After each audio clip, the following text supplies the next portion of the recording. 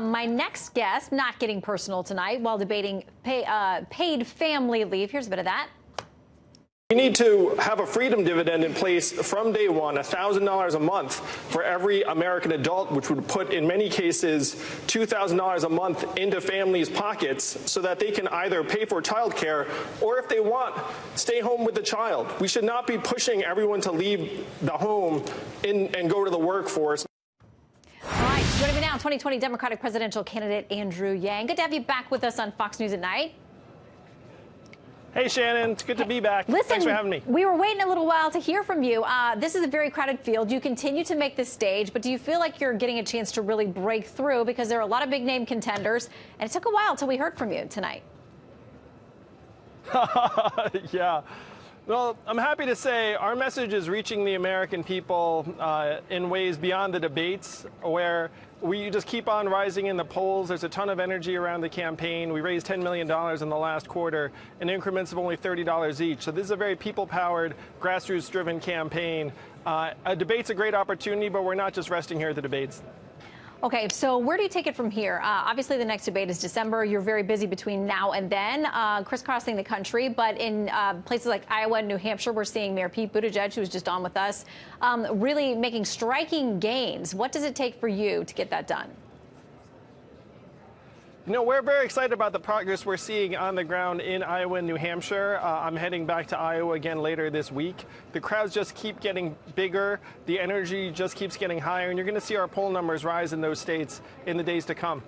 Okay, so I want to read something from the Washington Post talking about this idea that you've gotten so much attention for, which is this idea of a freedom dividend, or whatever you would like to call it. But essentially, everybody 18 and over gets a certain payment each month from the government to give them a little bit more freedom with their professional life and whatever else is going on with them.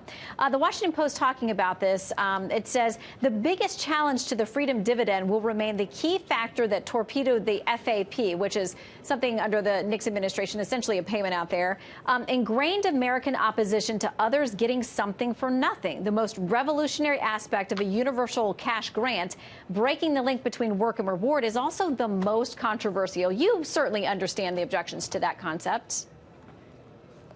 Well, the great thing, Shannon, is that if everyone's getting it, then that objection tends to disappear. And there's one state that's had a dividend for everyone in the state for almost 40 years, and that's a deep red conservative state, Alaska, where everyone there is getting an oil dividend of between $1,000 and $2,000 a year, and it's wildly popular 40 years in. What I'm saying is that technology is the oil of the 21st century, and we can do this for all of our people, particularly because right now the marketplace is not recognizing the kind of work that my wife does at home with our two boys every single day, or the work that millions of stay-at-home parents or caregivers are doing that we know is some of the most important work in our families and communities. So you also have a lot of concerns about automated AI, artificial intelligence.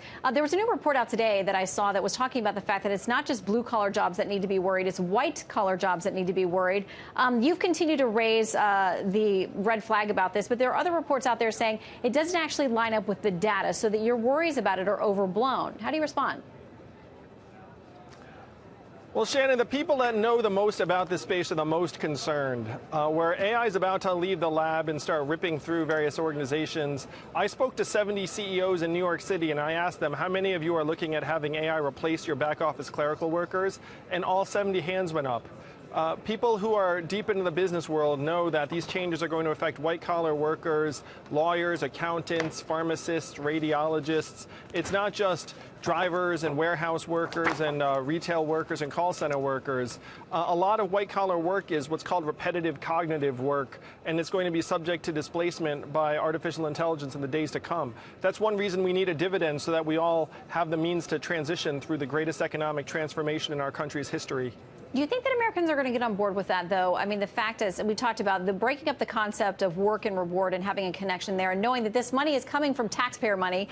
So a lot of folks are going out to work, and they're worried about their own families and their own needs, know that they're paying into something that is going to support someone else who may or may not be working in the traditional sense, that they're going out and providing for their most basic needs themselves if they're physically able to do so. Well, again, Shannon, everyone gets it, so it's not a situation where I'm paying into it and you're getting it, like we're all getting it. But you have to look up and say, who are the biggest winners in today's economy? Who are the trillion-dollar tech companies that are just sucking up more and more value? It's Amazon, Google, Facebook, Uber, and these giant companies that are paying either zero or near zero in taxes. That's where we're going to get the money to put this dividend into our hands and let it actually spread the benefits of all of this technological innovation in some parts of the economy to us, the owners and shareholders of this country. Well, I know you'll have some convincing to do with people who would like to just keep that in their own families and in their own hands, but that's why your campaign continues. People seem to love you and think you're having a great time out there while adding very different, angle to these conversations that are very important. So we'll see you out there on the campaign trail. Andrew Yang, thank you. I appreciate the heck out of you, Shannon. Thank you.